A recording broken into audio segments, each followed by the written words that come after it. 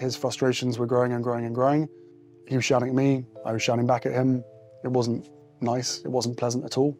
And he snapped, and he pushed me to the floor. Prince William and Prince Harry grew up as the closest of brothers, navigating the unique challenges of royal life together and leaning on each other through the loss of their beloved mother, Princess Diana. Their bond seemed unshakable, a source of strength in the face of public scrutiny and family pressures. But no one could have predicted the growing tension that would eventually drive them apart. Prince William recently said, "I pray millions of people watch this as he was betrayed by Harry." The brotherly bond. Prince William and Prince Harry grew up as two of the most well-known members of the British royal family, and even behind the public image, they shared a deep bond as brothers. From a young age, they were each other's closest companions, facing the unique challenges of royal life together. Born to Prince Charles and Princess Diana, William and Harry were raised in the spotlight, with every step they took scrutinized by the world. Despite the attention, their childhood was marked by a strong connection that carried them through joy and tragedy. But why does William feel betrayed by Harry? William, born in 1982, was the older brother and second in line to the throne after their father, Charles. 2 years later, Harry joined the family, bringing a lively, mischievous energy that complemented William's more serious demeanor. From the start, the brothers were inseparable.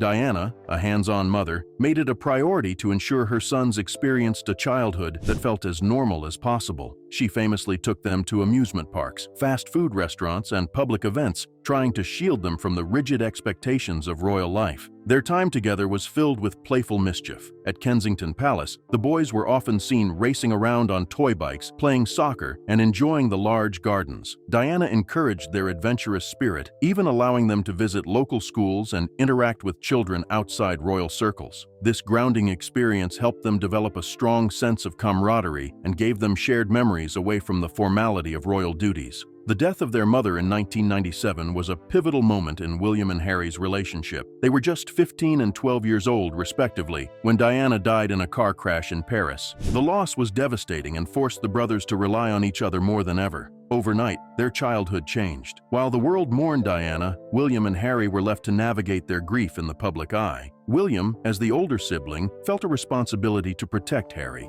Observers noted how he often acted as a steadying presence during public appearances following their mother's death. Harry, on the other hand, leaned on William for emotional support as he processed his loss. The shared experience of losing their mother at such a young age created a bond that was deeper than words. They found comfort in each other's company, drawing strength from their shared memories of Diana and her love for them. In interviews years later, both William and Harry spoke candidly about how they helped each other cope during those difficult times. They reminisce about Diana's warmth, her laughter, and her determination to instill kindness and empathy in her sons. Through their grief, they found a renewed sense of purpose, often channeling their mother's legacy into causes she cared deeply about. As they entered their teenage years, William and Harry's personalities continued to complement each other. William was the more reserved and responsible of the two, aware of his future role as king.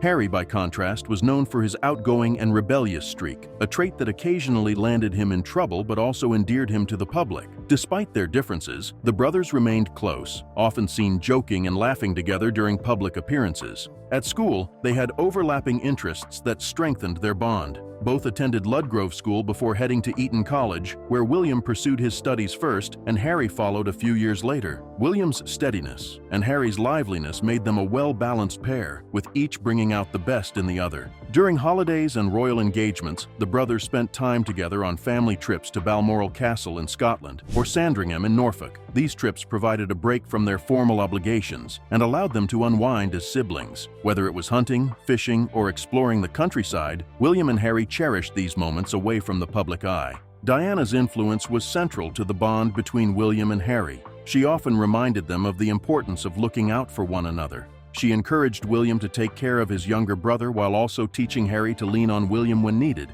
Diana also made sure her sons understood the importance of compassion and empathy. She introduced them to charitable work from a young age, taking them to visit hospitals and homeless shelters. While their teenage years were not without challenges, William and Harry remained steadfast in their support for one another. The pressures of royal life, combined with the media's relentless attention, could have driven them apart, but instead, it brought them closer. Their bond was also evident in the way they handled public scrutiny.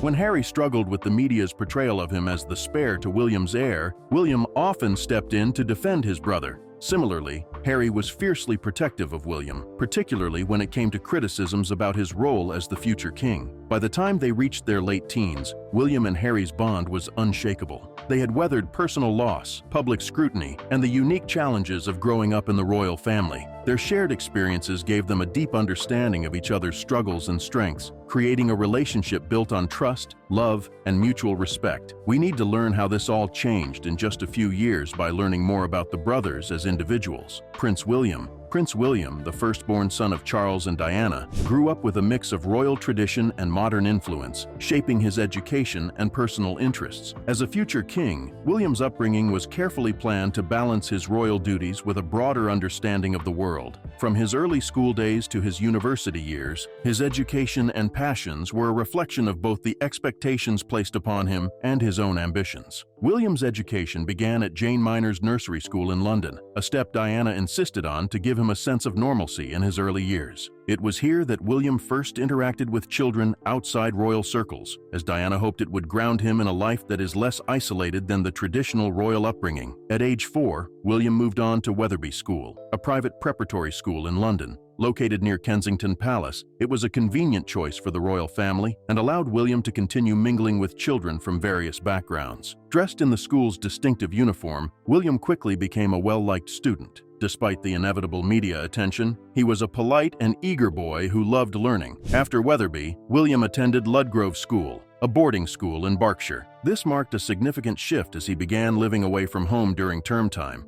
At Ludgrove, William thrived both academically and socially. He was particularly fond of sports, excelling in swimming, football, and rugby.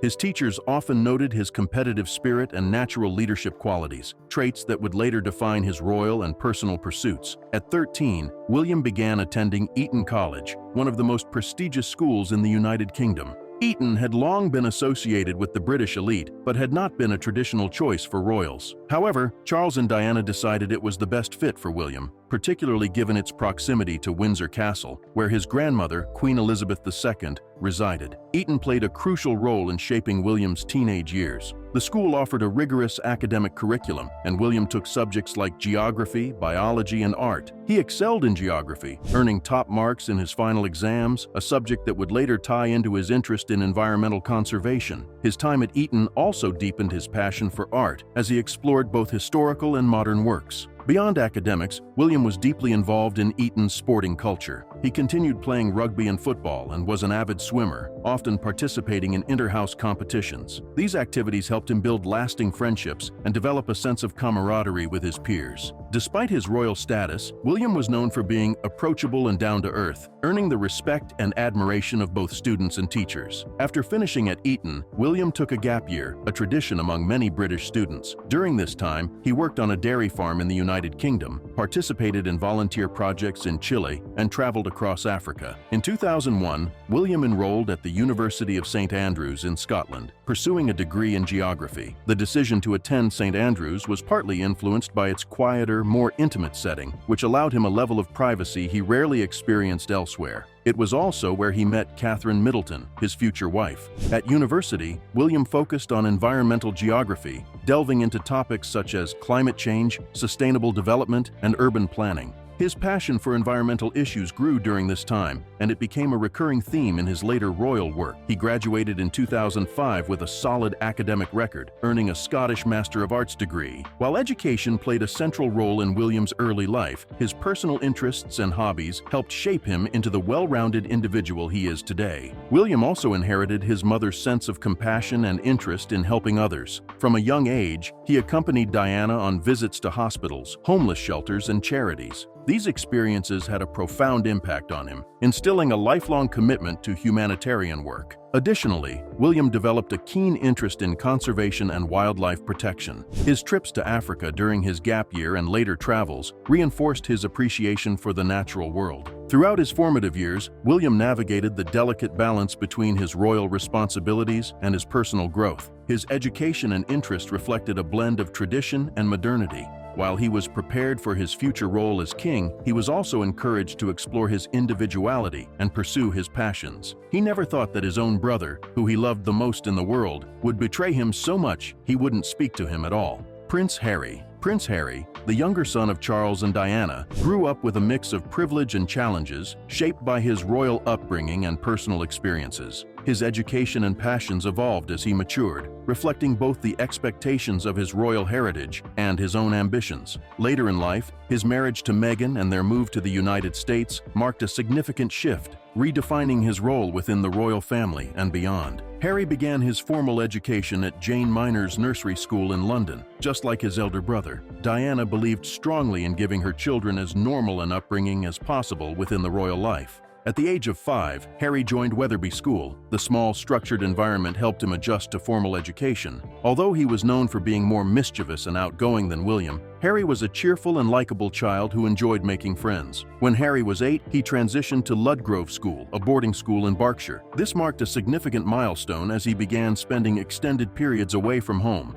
At Ludgrove, Harry's lively personality blossomed. He excelled in sports, particularly rugby and polo, and was known for his energy on the field. Harry's love for competition and teamwork made him a popular figure among his peers. Academically, Harry faced challenges, often struggling to match William's more studious nature. However, his strengths lay in his ability to connect with people and his enthusiasm for activities beyond the classroom. Teachers and friends noted his warm, approachable demeanor, which would later become a defining aspect of his public image. At 13, Harry followed William to Eton College. Eton offered a structured academic environment and a wide range of extracurricular activities. While William had excelled in subjects like geography, Harry leaned more towards arts and outdoor pursuits. He was particularly drawn to art and military history, showing an early interest in topics that would later influence his career choices. Harry's time at Eton was marked by the tragic loss of his mother Diana in 1997. Her death deeply affected him and William, bringing the brothers even closer together.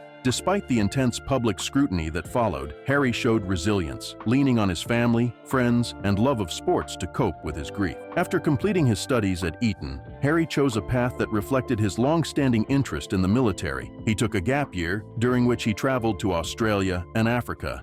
In Australia, he worked at a cattle station. In Africa, he engaged in conservation work and community projects. These experiences reinforced his passion for service and his commitment to making a difference. In 2005, Harry enrolled at the Royal Military Academy Sandhurst, embarking on a career in the British Army. His military training and subsequent service allowed him to channel his energy and commitment into a profession he deeply respected. Over the next decade, Harry served in various capacities, including 2 tours of duty in Afghanistan. His time in the military was giving him a sense of purpose and grounded him in experiences far removed from royal privilege. Throughout his youth and early adulthood, Harry's passions extended beyond the military. He inherited Diana's compassion and dedication to humanitarian causes, becoming a strong advocate for mental health, veterans' welfare, and conservation. In 2006, Harry co-founded Centibile, a charity supporting vulnerable children and young people in Lesotho and Botswana. His work in Africa reflected his deep connection to the continent, which he often described as a place of healing and inspiration. Harry's life took a new turn when he met Meghan Markle in 2016. Their relationship quickly became serious, and they married in May 2018 at St. George's Chapel, Windsor Castle. Meghan's independent spirit and shared commitment to philanthropy made her a strong partner for Harry as they navigated their royal roles together. However, the couple faced intense media scrutiny and challenges within the royal system. In January 2020, Harry and Meghan announced their decision to step back from their senior members of the royal family. The move was unprecedented and sparked widespread debate. The couple relocated to the United States, settling in California. Harry and Meghan also signed media deals to produce content highlighting stories of resilience and humanity. In the United States, Harry embraced a new role as a husband, father, and advocate. The couple welcomed their first child, Archie, in 2019 by their daughter Lilibet in 2021. Parenthood brought new dimensions to Harry's life, deepening his commitment to creating a better world for future generations. Harry continued his advocacy for mental health, veterans, and environmental conservation. He spearheaded projects like the Invictus Games, an international sporting event for wounded and recovering service members. But despite all of this, he lost his brother, and William is likely to never talk to Harry again. One prince betrayed by another. Prince William and Prince Harry have found themselves on opposite sides of a rift that has widened over time. William, the heir to the current state of his relationship with Harry, who has stepped back from royal duties and embraced a life outside the institution. This divide, exacerbated by Harry's revealing memoir and public interviews, has left both brothers struggling to find common ground. William's frustrations came to a head after the release of Harry's memoir, which contained personal accounts of royal life and detailed grievances with the family. While Harry's intent may have been to share his perspective, William viewed the revelations as an attack not only on the royal institution, but also on the family itself. He felt blindsided and deeply hurt, perceiving Harry's actions as a betrayal. Adding to the tension, William disagrees with Harry's portrayal of events and decisions within the family. For William, the royal family operates within a framework of duty, tradition, and shared responsibility. The death of Queen Elizabeth in September 2022 further highlighted the brothers' strained relationship. At a time when the family was expected to come together, communication between William and Harry was minimal, if not non-existent. When Harry traveled to Scotland to see his grandmother for the last time, he did so alone, as William chose not to engage with Harry during the critical period of mourning. For William, the current version of Harry is someone he struggles to recognize. Harry, on the other hand, has framed his choices as an effort to protect his family and live authentically. The brothers have been seen together at several public events, but these occasions have offered little evidence of reconciliation. At Princess Diana's brother-in-law and former palace secretary, Robert Fellowes' funeral, William and Harry attended separately, and they avoided speaking to each other. For William, the situation is deeply personal. He has expressed feelings of sadness alongside his anger, lamenting the loss of the close bond he once shared with Harry. Those who know him say he feels as though he no longer recognizes his brother, and the person Harry has become is someone William struggles to connect with. Meanwhile, Harry has acknowledged the rift but continues to advocate for his perspective, emphasizing his desire to prioritize his mental health and his family with Meghan. However, his approach to speaking publicly about his experiences has made reconciliation even more challenging. The royal family sides with Harry. The relationship between Prince Harry and the rest of his family, particularly his brother and father, has been a focal point of public and private tensions. However, a shift appears to be underway as some members of the family begin to better understand Harry's perspective. This nuanced dynamic has left William feeling not only betrayed by his brother, but also blindsided by his father's decision to reconcile with Harry.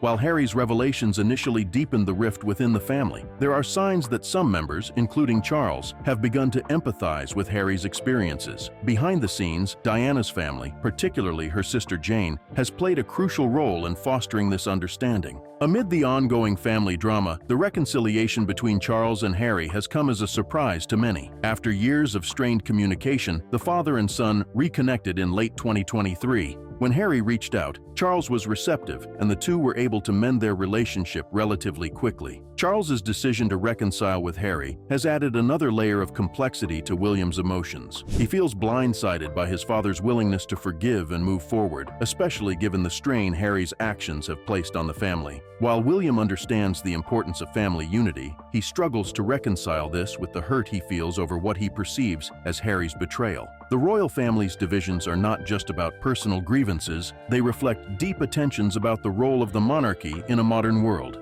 William and Harry's differing views on tradition, duty, and individuality have placed them on opposing sides of this debate. For William, the monarchy represents continuity and sacrifice, while Harry has embraced a more personal approach, prioritizing his own well-being. These contrasting perspectives make reconciliation difficult. While Charles's efforts to rebuild his relationship with Harry are a step toward healing, they have also highlighted the underlying challenges of bringing the entire family back together. Prince William's plea. Prince William has long carried the weight of being the heir to the British throne. In recent years, his path has been clouded by family tensions, particularly his fractured relationship with Prince Harry. While William has chosen to remain relatively silent in the face of public criticism, he increasingly feels compelled to address how he has been portrayed and wants the world to understand his side of the story. Prince William, I pray millions of people watch this. Please listen to what I have to say before making a decision. For William, the rift with Harry has been deeply personal and painful. He feels betrayed by Harry's decision to share intimate family matters affairs with the world. To William, these were issues to be resolved within the family, not on a public stage. William is not someone who seeks attention for personal grievances, but he is increasingly frustrated by what he sees as a one-sided narrative. He wants the public to know that his actions, however they have been perceived, come from a place of duty and a desire to protect his family. Central to William's identity is his commitment to carrying forward the legacy of his mother. William has made it clear that these values are at the core of his vision as the future king, and he doesn't want to focus on anything negative moving on. For William, focusing on Diana's legacy is a way to channel his energy towards something positive. He sees his work on mental health initiatives, environmental causes, and support for marginalized communities as a continuation of the values Diana held dear. It is a way for him to honor her memory while also carving out his own path as a modern leader. Should William reconcile with Harry? Let us know in the comments.